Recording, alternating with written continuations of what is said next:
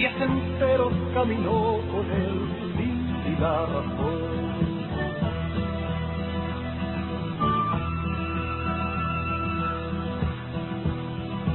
Entre las lianas reposó, sobre las víboras cruzó, de clara pólvora vistió y a los pastores desplegó, buscando fuerzas para hallar la libertad agonizante.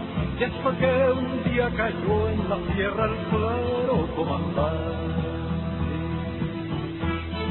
En la Sierra Madre se empezaron a fortificar los escasos supervivientes. Eran apenas un puñado, pero con ellos estaba la fuerza y según ellos la razón. Los campesinos empezaron a hablar de un extraño médico que curaba a la gente y que les hablaba en casi un lenguaje extraño. Aquellos barbudos eran como semidioses para ellos. Los campesinos empezaron a ayudarles y la Sierra Madre se convirtió en un fortín irreductible, infranqueable para los soldados cubanos adeptos a Batista. Y comenzó una larga y épica campaña. La epopeya había dado inicio. Fueron 25 meses de combates, 25 meses llenos de bajas, de dolor, de angustia, de sobreesfuerzo, siempre el sobreesfuerzo. El bautismo de sangre para Ernesto Che Guevara llegó en un lugar de nombre inapropiado, el arroyo del infierno. Allí dicen que Che Guevara mató a su primer hombre.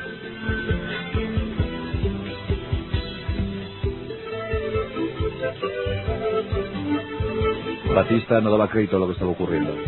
Un puñado de rebeldes estaba consiguiendo implantar una auténtica revolución.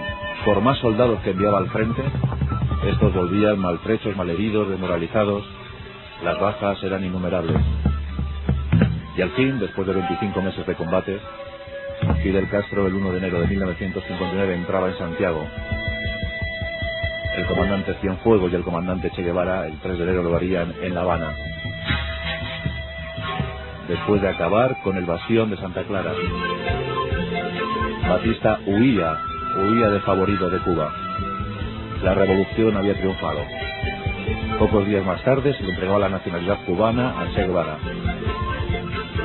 ¿Y cómo ascendió a comandante? Pues es una historia también muy simple, muy sencilla. Hubo un momento en el que tuvieron que firmar un manifiesto a favor de no sé qué cosa. Todos firmaron, y cuando le llegó el turno a Ernesto Che Guevara, Fidel Castro le dijo de forma muy clara: «Pon comandante». Fue la forma que tuvo Fidel de agradecerle el esfuerzo y el sacrificio. Le ascendió al grado de comandante antes incluso que a su propio hermano Raúl, antes incluso que a otros líderes revolucionarios cubanos.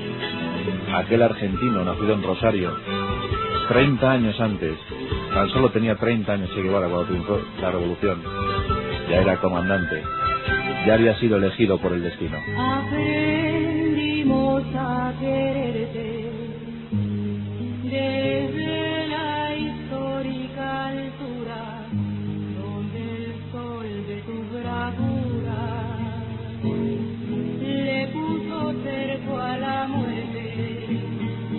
Habían ganado la revolución, habían ganado la batalla, pero ahora había que construir la paz. Y tenían que conseguirlo a marchas forzadas.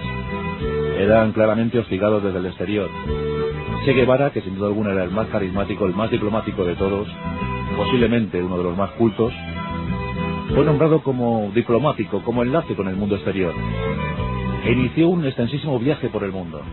Así conoció a Nasser en el Cairo, conoció a Sukarno en Indonesia, visitó Hiroshima en Japón, entró en contacto con Nehru en la India, también estuvo al lado de Tito en Yugoslavia, incluso hizo una pequeña escala en Madrid.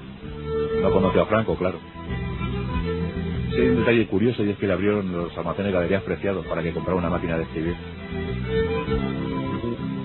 dando su mensaje por el mundo al lado de los grandes líderes mundiales. Se fue cimentando, se fue creando aún más la leyenda en torno al Che. Dicen que la CIA lo fijó como objetivo número 1, incluso antes que el propio Fidel Castro. Fue nombrado director del Instituto para la Reforma Agraria. También ministro de Economía. Aquí tenemos una anécdota muy graciosa que además hizo circular la rumorología popular. En una ocasión estaban reunidos en el Partido Comunista de Cuba y dijo Fidel Castro: «Hay aquí entre todos ustedes un economista». Y el Che Guevara levantó la mano creyendo que había dicho: «Hay aquí entre todos ustedes un comunista». Pues eso sirvió para que le nombraran ministro de Economía.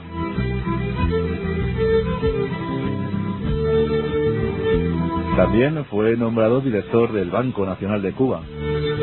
Y su osadía llegó a tal extremo que los propios billetes los firmaba como Che. El billete decía Che. Todo un artista. También fue ministro de Industria. Pero esto no saciaba las inquietudes revolucionarias, las inquietudes de libertad de Ernesto Che Guevara. No era lo suyo. Lo suyo era una revolución mundial. Lo suyo era estar al lado de los más necesitados, de aquellos que le llamaban a gritos. En el año 65 desaparece misteriosamente. La gente empieza a comentar: ¿qué habrá pasado con el Che? ¿Dónde está el Che? Llegaron a decir incluso que le habían asesinado en República Dominicana, que se encontraba en un manicomio en México, que se encontraba aislado en China. Nada más lejos de la realidad. El Che Guevara ya no quería formar parte de la política. Dicen incluso que se había distanciado del propio Fidel Castro. El Che Guevara, junto a un grupo de 140 soldados cubanos negros, se estaba preparando para el asalto a la fortaleza africana.